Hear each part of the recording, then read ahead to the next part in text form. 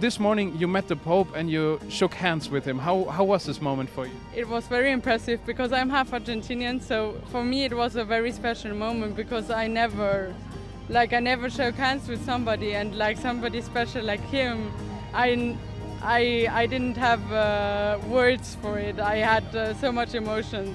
We had this card we made in which we asked the Pope for his blessing, and he saw it and he read it and he said, "Oh, he blessed us." Only 2 weeks after the longest journey of his pontificate to Asia and Oceania, Pope Francis set off once again, this time to the heart of Europe for a short 4-day visit to Luxembourg and Belgium.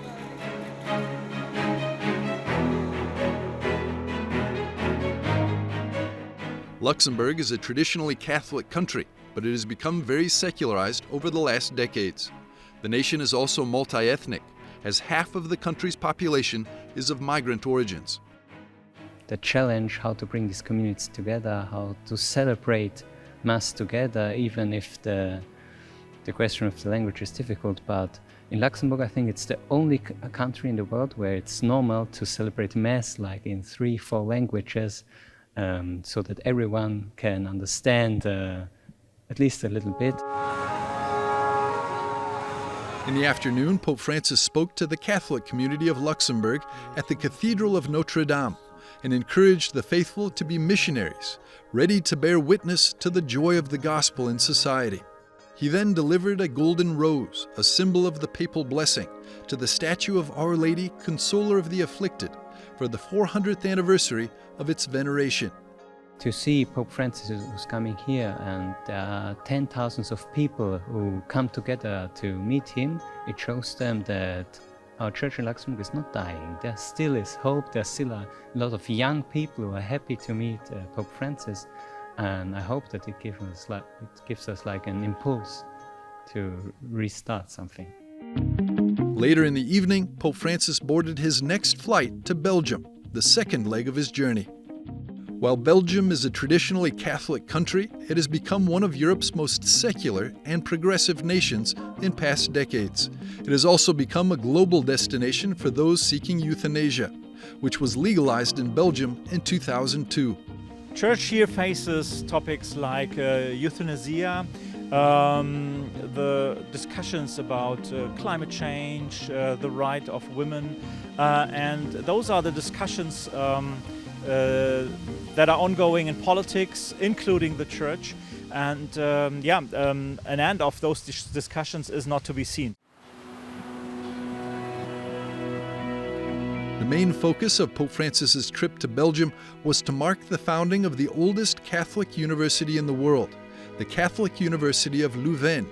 The institution is home to one of the world's leading theology faculties.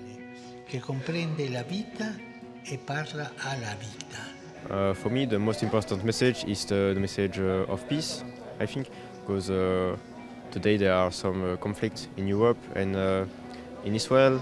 Allargare I confini e diventare uno spazio aperto per l'uomo, per la società. He spoke about the environment, and I think I'm studying in science, so I take stuff like pollution, atmospheric pollution, chemical pollution very seriously. I know it's a very big issue, even in Belgium, with a lot of room to improve in this domain.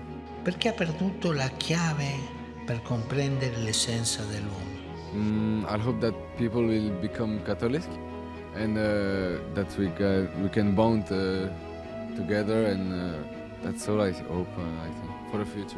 Pater, Filius, e Spiritus Sanctus.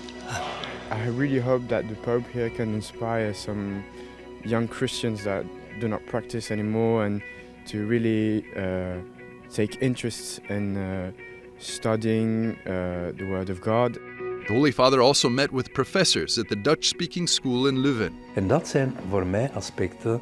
To me, those are aspects of a Catholic university, going against professional bias, also against complete rationalism, which the Pope was also very much against.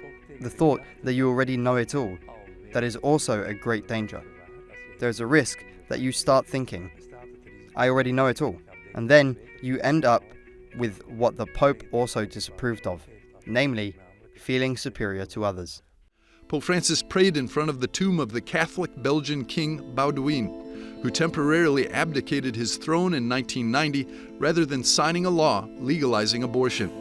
On the last day of his trip, the Holy Father also spoke about his meeting with the victims of abuse. In the Church, there is room for everyone. Everyone. But we will all be judged. And there is no room for abuse. There is no room for covering up abuse. The evil must not be hidden. The evil must be brought out into the open, as some have done, the abused, with courage. That is known. Let the accuser be judged, be he a lay person, a priest, or a bishop. Let him be judged. During the Mass, Pope Francis beatified Carmelite sister Ana de Jesus, a spiritual daughter of St. Teresa of Avila and a friend to St. John of the Cross. Almost 40,000 faithful came to Brussels Stadium. For some of them, it was the first time they had ever seen the Pope, such as this young family of immigrants who had once come to Belgium. I have goosebumps. First time to saw him alive in person, and I'm so happy. And my kids were, have teary-eyed because it's like seeing Pope for the first time. I hope he can stay until 100 years old, so he can have more blessings to come and something like that.